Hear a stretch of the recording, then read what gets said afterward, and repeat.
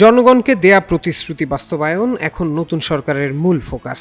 এ লক্ষ্যে ১৮০ দিনের স্বল্পমেয়াদী কর্মপরিকল্পনা নিয়ে এগোচ্ছে বিএনপি সরকার। এরই মধ্যে ফ্যামিলি কার্ড, বৃক্ষরোপণ, নদী খাল জলাধার খনন ও পুনর্খনন নিয়ে কার্যক্রম শুরু হয়ে গেছে। এছাড়াও রমজানেই পাইলট প্রজেক্ট হিসেবে ৮ বিভাগের ৮ উপজেলায় ফ্যামিলি কার্ড চালুর পরিকল্পনা হাতে নেওয়া হয়েছে। স্থানীয় সরকারের বিভিন্ন নির্বাচন সামনে রেখে এবার সংগঠনের দিকেও মনোযোগী হচ্ছে দলটি। নির্বাচনে ধানের শীষ না পেয়ে দলের নেতারা বিদ্রোহী প্রার্থী হওয়ায় তৃণমূলের অনেক জায়গায় সংগঠন কার্যত বিভক্ত হয়ে পড়ে। এ অবস্থায় তৃণমূলের সংগঠন গুছিয়ে সুসংগঠিত ও শক্তিশালী সংগঠন নিয়েই স্থানীয় সরকারের নির্বাচনে অংশগ্রহণ করতে চায় বিএনপি। সিদ্ধান্ত না হলেও এর অংশ হিসেবে ঈদুল ফিতরের পর তৃণমূল পুনর্গঠনে হাত দিতে পারে দলটি। দলীয় সূত্রে এমন তথ্য জানা গেছে।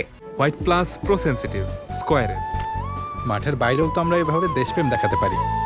ত্রয়োদশ সংসদ নির্বাচনে অর্ধশতাধিক আসনে বিদ্রোহী প্রার্থী হয়ে দলকে চ্যালেঞ্জে ফেলেছিলেন ধানের শীষ প্রতীক না পাওয়া বিএনপি নেতারা। যদিও বিষয়টি সহজেই উতরে এককভাবে 2/3 আসনে বিজয়ী হয়ে সরকার গঠন করেছে বিএনপি। তবে নির্বাচনে এত সংখ্যক বিদ্রোহী প্রার্থী হওয়া নিয়ে চিন্তিত দলটি। তাই এর প্রকৃত কারণ অনুসন্ধানে নামছে বিএনপি।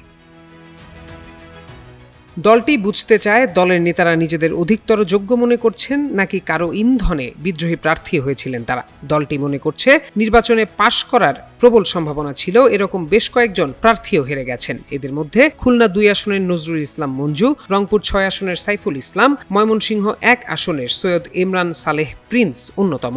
ধানের শীষের এমন প্রার্থীরা কেন হারলেন এর কারণও জানতে চায় দল। তাই এই দুটি বিষয় নিয়ে বিভাগীয় সাংগঠনিক সম্পাদকদের মাধ্যমে শিগগিরই কার্যক্রম শুরু করতে যাচ্ছে বিএনপি। বিএনপির দপ্তর বিভাগ থেকে পাওয়া তথ্য অনুযায়ী দলীয় সিদ্ধান্তের বাইরে গিয়ে যেসব নেতা নির্বাচনে স্বতন্ত্র প্রার্থী হন এমন অন্তত ৭১ জনকে দল থেকে বহিষ্কার করা হয়। আর দলীয় বা দল সমর্থিত জোট প্রার্থীর বিপক্ষে গিয়ে স্বতন্ত্র বা বিদ্রোহী প্রার্থীর পক্ষে অবস্থান নেয় সারা দেশের বিভিন্ন এলাকায় সহস্রাধিক নেতাকর্মীকে দল থেকে বহিষ্কার করা হয়। বিএনপির সাংগঠনিক কর্মকাণ্ড প্রসঙ্গে দলটির ঢাকা বিভাগীয় সাংগঠনিক সম্পাদক কাজী সাইদুল আলম বাবুল গণমাধ্যমকে জানান, সামনে স্থানীয় সরকারের নির্বাচনগুলো পর্যায়ক্রমে হতে থাকবে। সুতরাং দলকে গুছিয়ে সুসংগঠিত রাখতে কাজ করবে বিএনপি। প্রত্যয় দাস, যুগান্তর নিউজ।